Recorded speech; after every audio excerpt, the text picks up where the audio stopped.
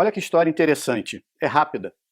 Um empresário americano estava fazendo um trabalho de 2 semanas em Israel. E um dia saiu para almoçar e foi até um restaurante que haviam indicado para ele.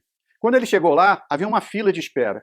E ao chegar para perguntar para a atendente se iria demorar muito, já que ele tinha que voltar para o escritório de trabalho, um senhor, que era o próximo da fila, vendo que o empresário precisava almoçar logo, ofereceu o seu lugar na fila e disse: "Eu sou aposentado, meu filho, não tenho pressa." Ele, meio constrangido, acabou aceitando e entrou para almoçar. Como estava com pressa, fez uma refeição rápida e, quando já estava pagando a conta, ele percebeu que aquele senhor que havia lhe cedido o lugar tinha acabado de entrar. Ele acenou em forma de agradecimento e foi embora. Quando ele chegou no escritório, havia entre as pessoas um movimento estranho, uma revolta, um pânico. Um atentado terrorista tinha acabado de acontecer e tinha sido exatamente no restaurante que ele havia almoçado.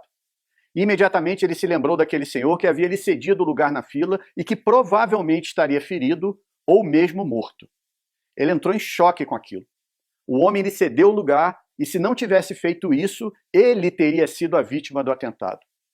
Ele então passou a buscar informações de todas as formas para descobrir o número de mortos e de feridos. 3 dias depois, ele consegue descobrir que aquele senhor estava internado em um hospital de Israel.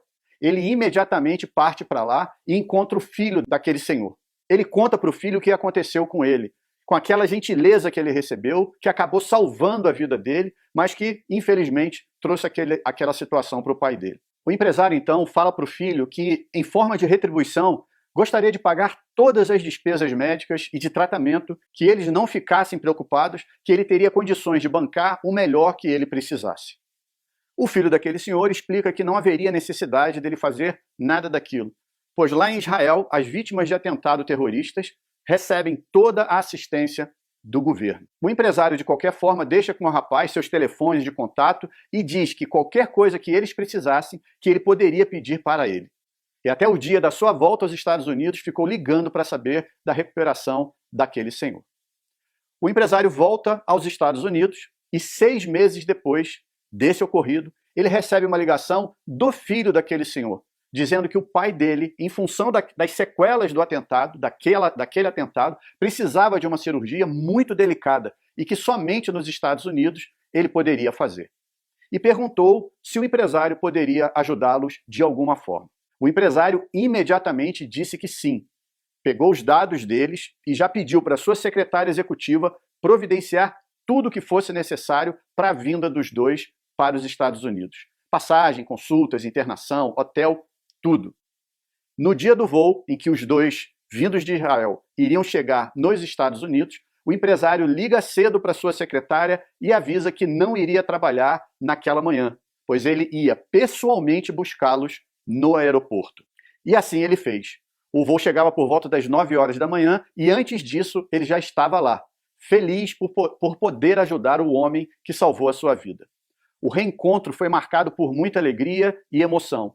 E quando eles já estavam no carro se dirigindo para o hotel em que os dois iriam ficar hospedados, o empresário escuta no rádio do seu carro a notícia de que um avião havia acabado de atingir uma das torres gêmeas em Nova York.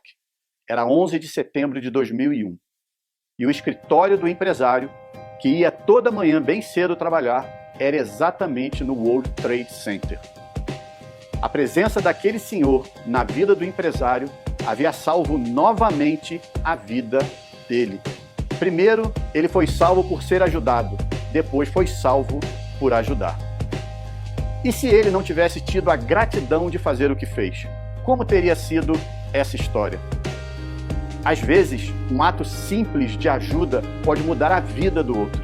E mesmo que, para isso, a nossa própria vida possa não seguir tão bem.